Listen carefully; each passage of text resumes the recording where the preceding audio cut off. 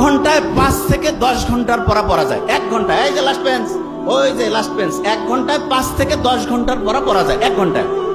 সকালে উঠে কোরআন শরীফ পড়ে যদি আমি বই পড়ি, লাভটা কি সেটাকে বুঝতে হবে। কোরআন শরীফ যখন আমি পড়বো, নিউ ইয়র্ক টাইমসের নাম শুনছি আমরা, নিউ ইয়র্ক টাইমস একটা খুব বড় রকমের হচ্ছে পত্রিকা, সেখানে একটা আর্টিকেল ছাপানো হয়েছে এরকম যে ব্রেইনটা এমন একটা অবস্থা আছে যে অবস্থায় পৌঁছলে পড়ে 1 ঘন্টায় 5 থেকে 10 ঘন্টার পড়া পড়া যায়। 1 ঘন্টায়, এই যে লাস্ট বেঞ্চ, ওই যে লাস্ট বেঞ্চ, 1 ঘন্টায় 5 থেকে 10 ঘন্টার পড়া পড়া যায় 1 ঘন্টায়। এবং সেই অবস্থাটা তার একটা নাম দিয়েছে, কি নাম? Flow state. কি নাম? আচ্ছা আমি বানানটা করি, FLOW, ফ্লো স্টেট। তা ওরা ফ্লো স্টেট তৈরির জন্য 5টা উপাদানের নাম বলছে। কয়টা উপাদান? 5টা উপাদান। এবং খুব মজার ব্যাপার, সেই 5টা উপাদান তৈরির জন্য যে আলাদা আলাদা 5টা কাজ আছে, সেই 5টা কাজের যে সামারি, সেই কাজটা আল্লাহর নামাজের মধ্যে কোরআন পড়লে সেই সিস্টেমটা চালু করে দিয়েছে। বুঝি নাই? একজনকে বললাম যে ভাই তুমি ABCDE 5টা ওষুধ খাবা আলাদা আলাদা, আর একজনকে বললাম যে ভাই তোমার 5টা ওষুধ আলাদা খাওয়ার লাগবে না, জাস্ট একটা ছোট্ট ট্যাবলেট আছে, সেটার মধ্যে 5টার সব কানেকশন আছে, কোনটা বেশি দামি হইল? বুঝি নাই? একজন ডক্টরের কাছে গেছে, 5টা আলাদা আলাদা ওষুধ দিছে, আর একজনের কাছে গেছে বলছে তোমার এই 5টা খাওয়া লাগবে না, একটা খেলে 5টার কাজ করবে। তাহলে কোনটা বেশি ভালো ডাক্তারই হইল? ওই একটা কাজ হচ্ছে নামাজ পড়া, কোরআন পড়া। কোন কাজ? বুঝি না, বিশ্বাস করি না তো আমরা। কারণ কি আমি জানি, বিশ্বাস আমরা করি না যে নামাজ পড়লে, কোরআন পড়লে যে ব্রেইনটা ফ্লো স্টেটে আসে, এটা আমরা বিশ্বাস করি না। কারণটাকে সেটা বলি। ব্রেইনের মধ্যে 2 রকমের নিউরন আছে। কয় রকমের?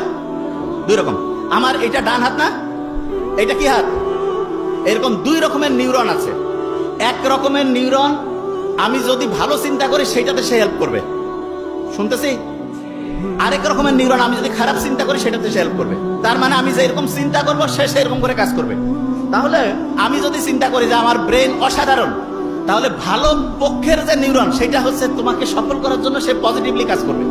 আর আমি যদি চিন্তা করি না আমার ব্রেন ঠিকভাবে কাজ করে না, আমার মাথার মানে হচ্ছে শক্তি কমে গেছে, আমার খেয়াল থাকে না, তাহলে ওই নিউরন, যে নিউরনটা খেয়াল না রাখতে তোমাকে হেল্প করবে, সেটা কাজ করবে।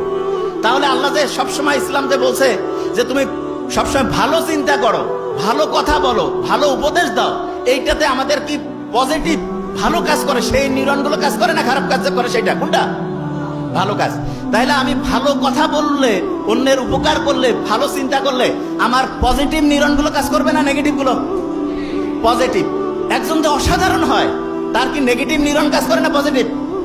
পজিটিভ। আচ্ছা, এবার এই যে ঈদের সময় মানুষ লঞ্চে করে যায় না বাড়ি, ঈদের সময়?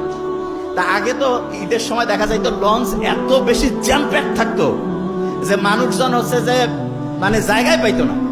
তা এক নাস্তিক, সে আল্লাহ তো মানে টানে না, সে পাশে কয়েকজন মুসলমান, তাদের সাথে গল্প করতেছে যে আল্লাহ কি বানাইছে। বলছে কেন? বলছে দেখো তো এই যে বড় বড় যে চায়না, জাপান, আমেরিকা, এরা যে বড় বড় এরকম জাহাজ, তারপরে হচ্ছে যে এরকম ফেরি, বড় বড় বিমান টিমান যে বানায়, এগুলো দেখা যায় যে ওই বিভিন্ন ফ্যাক্টরির মধ্যে তৈরি করে, আলাদা আলাদা পার্টস থাকে, তারপরে সেই পার্টস গুলো এসে এক জায়গায় জোড়া দিয়ে একটা জায়গায় সুন্দর করে চলতে থাকে। তা বলছে এটা তো করে। বলছে আল্লাহ যদি এরকম করতো যে আমাদের হাতগুলো আলাদা খুলে রাখা যাইতো, পা গুলো আলাদা খুলে রাখা যাইতো, শুধু মাথাটা আর একটু বুক পর্যন্ত, তাইলে সবাই অল্প জায়গার মধ্যে হইতো, আর ওগুলা সবাই ব্যাগের মধ্যে জোড়া করে রেখে বাড়িতে নামার পরে আরাম করে আবার লাগাই দিয়ে চলে যেত। তা নাস্তিকের এই কথা শুনে কে আর কি কবে, সবাই কাছে আসলে আল্লাহ ধ্বংসই করে দিছে। ফজরের ওয়াক্তর সময় সেই নাস্তিক ঘুম থেকে উঠছে, উঠার পরে আশেপাশে যে আছে সবাইকে ডাকতেছে, ডাকার পরে বলতেছে ভাই আমার উজু করার সিস্টেম শিখাই দাও। বলছে কেন? কয় ভাই আমি যা করছি জীবনে বড় ভুল করছি, এখন আমার ঠিক হওয়া লাগবে। কেন, কি হয়েছে?